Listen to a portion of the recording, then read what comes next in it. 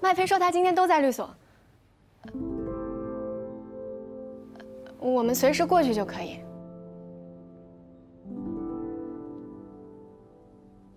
好，我知道了。那我先回座位。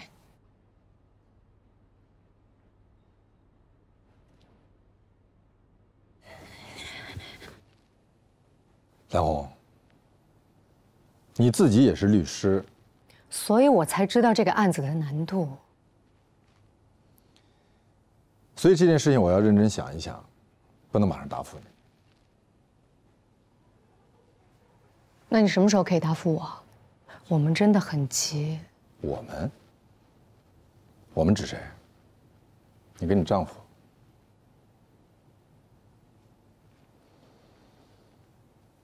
请问你丈夫知道我是你前男友吗？他知道我前面有过男朋友，但我不确定他知不知道是你。我也没跟他说过。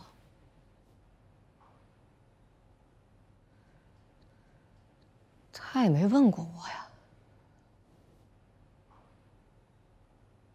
那你们怎么就决定要请我来做你们的诉讼代理人呢？因为他四处打听谁是这方面最好的律师，大家都跟他推荐你。他本来是亲自要来找你的，但后来知道我们是同学，又是曾经的同事。没错，那时候他是丰印的客户，我们是丰印团队的成员。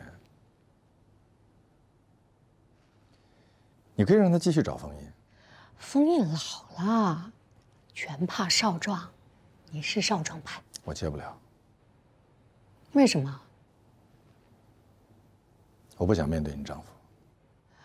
哎，没事儿，他是个心胸开阔的人。我没那么开阔。你不了解他。我不需要了解他。他要是认准了你，他认准了我，我就要接吗？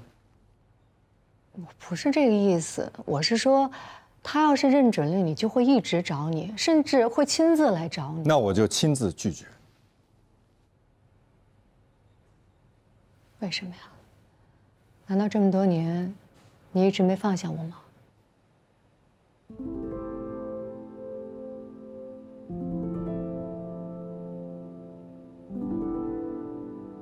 官司有输赢，我怕万一输了，你们会认为我在蓄意报复。可是你从来没输过。那不代表以后不会输。行，输了我们就认。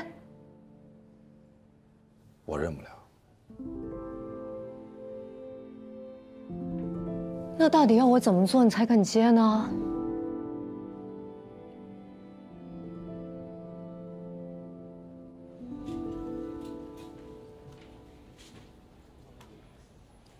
哎，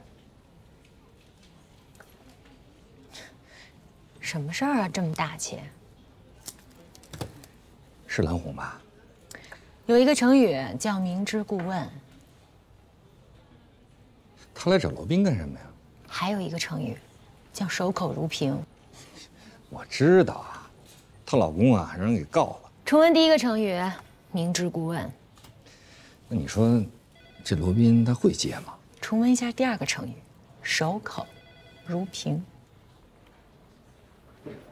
先生，你好，我叫姬玉，是罗宾的朋友，跟他约好了。您先稍等一下，我先给罗宾律师打个电话，确认他在不在办公室。他在，通过电话。您先稍等一下，我给打电话确认一下。喂，先在这坐一会儿。丽娜姐，前台有个人要找罗宾先生。好，我知道了，谢谢。放这儿啊。真的麻烦您先在这边休息一下，哎呦，真的好麻烦，我不行。谢谢。请。谢谢啊，好久不见。确实好久不见，这么长时间都忙什么呢？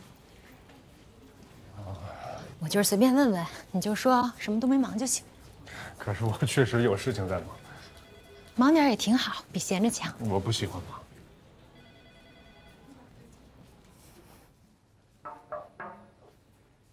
季先生到了。你叫黛西过来吧。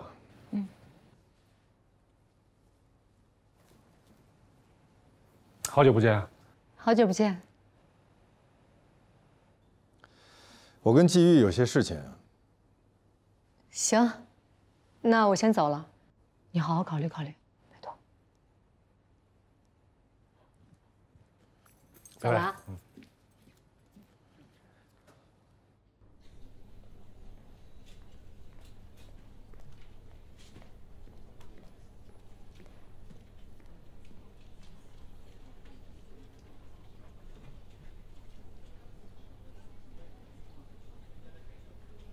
她是谁啊？你猜？前女友。你怎么看出来的？我蒙的。哼，俩人还联系着呢。并没有。你有多久没见他，我就有多久没见他。那他干嘛找你啊？跟你一样，也要探望权，他也离了。你的脑回路也是清奇的很。是你说的，我跟他是一样的。我说的跟你一样的意思是，你们都遇到了法律问题，需要我这样的专业人士给你们提供解决方案。他可以去找别的律师，不是偏得找你。说你的事儿。看我又来一个。你马上联系一下麦飞，我们现在过去。不用联系了，他都在，我们随时过去就行。介绍一下，季玉。你好。黛西，我的助理。助理。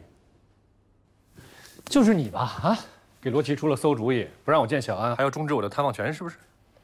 我当时不认识您。这跟你认不认识我没关系，是你没有资格这样做，懂吗？你还想不想见小安？我想。那你最好对他客气一点，他损招多着呢。你不让我见我的孩子，你能落什么好啊？损人利己的事儿你干，损人不利己的事儿你干它干嘛？季玉，你要再这样的话，你的事儿我真的不管了。我只是不太理解，有什么不理解的呢？他不认识你，也不了解你。罗琦跟他说你十恶不赦，他就信了。罗琦跟他说我十恶不赦是吗？罗琦跟他说的。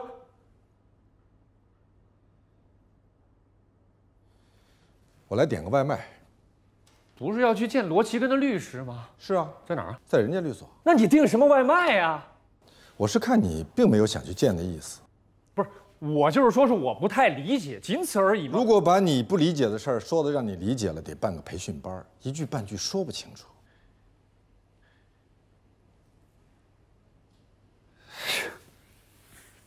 得理解了，现在，就按你们说的做，反正能把探望权解决了就成。那我们走。啊。